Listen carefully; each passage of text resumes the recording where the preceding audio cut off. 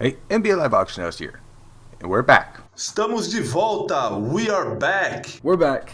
We're back. We're back.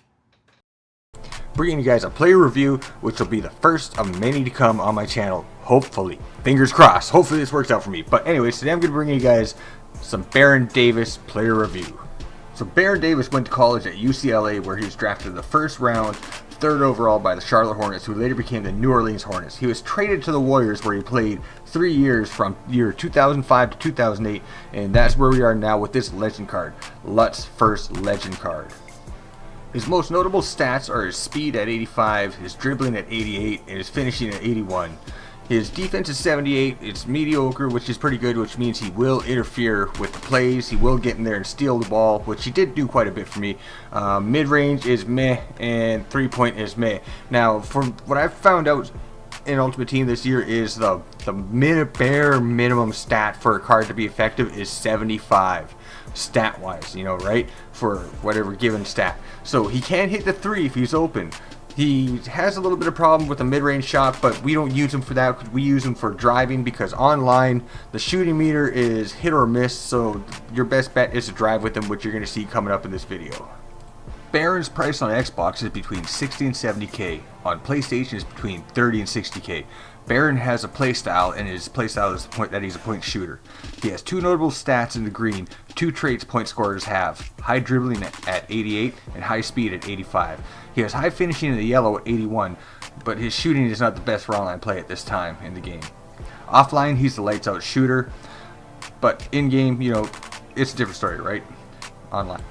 His stamina is a blessing and a curse. As the game goes on, he will get worse the longer Baron is played. But that's the way it is with anybody in any game, right? This game here, stamina seems to be a major factor I found with high-rated cards playing real crappy later on in the game. Because I found my bench was able to outplay like 80 rated cards because the guy just wouldn't sub them out.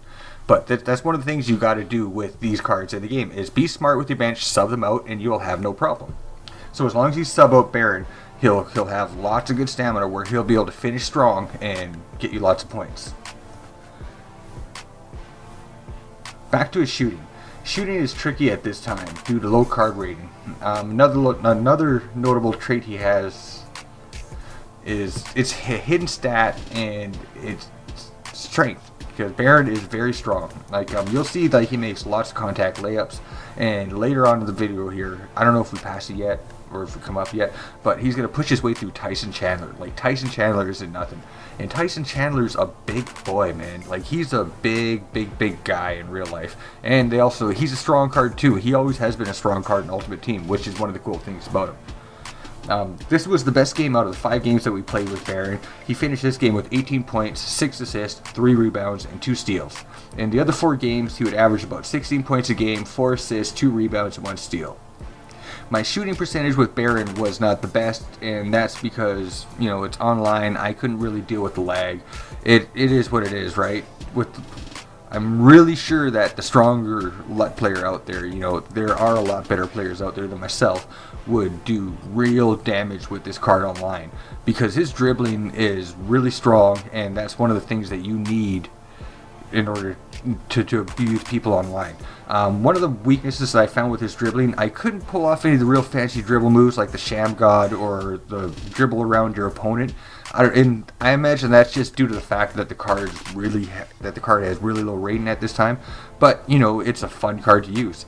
I'm going to show you some more. I'm going to talk some more about his stats and everything after this. You're going to see where I talk about the fun factor that I had with him, the card value, and the rest of his attributes. So we're going to touch on his most notable stats again, which is his dribbling at 88 and his speed at 85. Those two combined with his 81 shooting make for a 81 finishing make for a very deadly trifecta for a very good point guard if you know what you're doing, right? We're going to go on to his pros and his cons now. His pros are his strength. As you saw, he's a very tough card. He was able to finish a lot of contact layups. He was able to push through a lot of big forwards to get to the hoop. His finishing, which helped with that, with the strength ability there, you know, is another great pro for him. His dribbling, obviously, his speed, which is no brainer there. His defense, which was a very low stat, surprised me with his. He was able to rebound. He was able to steal the ball. You know, he did a lot of things on his own, not user controlled, right? So we're gonna get into his cons now. His cons are obviously shooting, because the way how online is with lag and everything, you can't do anything about that. It's just the way it is, right? You learn how to try and compensate for it, but lag's different for every game, and it makes for a very unfun time, especially when you got a point scorer that should be able to shoot, but he can't, right? Oh well, it is what it is. And late game stamina. Now, late game stamina is a lot of user error, but everybody's gonna run into that where they're like, my cards are shit at the end of the game, and the reason why they're shit at the end of the game is because you did not sub them out early enough to give them a good rest for those final minutes, for that big push in the final minutes, right? So we're going to look at the fun factor now. The fun factor for the card was 9 out of 10 for me. The only thing that took it back from being a perfect 10 out of 10 for the fun factor was his inconsistent ability to shoot threes. The value for coins on X1 was, we got to give you a 5 out of 10, you know, with you being between 60 and 70k. That's really, really high for a card that you could find other cards that could do the same thing at a lower price and a little lower rating. You know, it is what it is, right? You'll figure it out.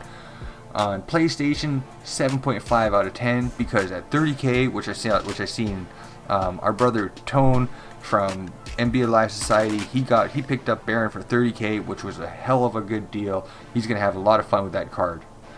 In-game solo usefulness. Yes, we are going to touch on the offline aspect of this card just a little bit here, just so you guys could see if it's going to be worth your time. Yes, the card will be worth your time offline. It is a 9 out of 10.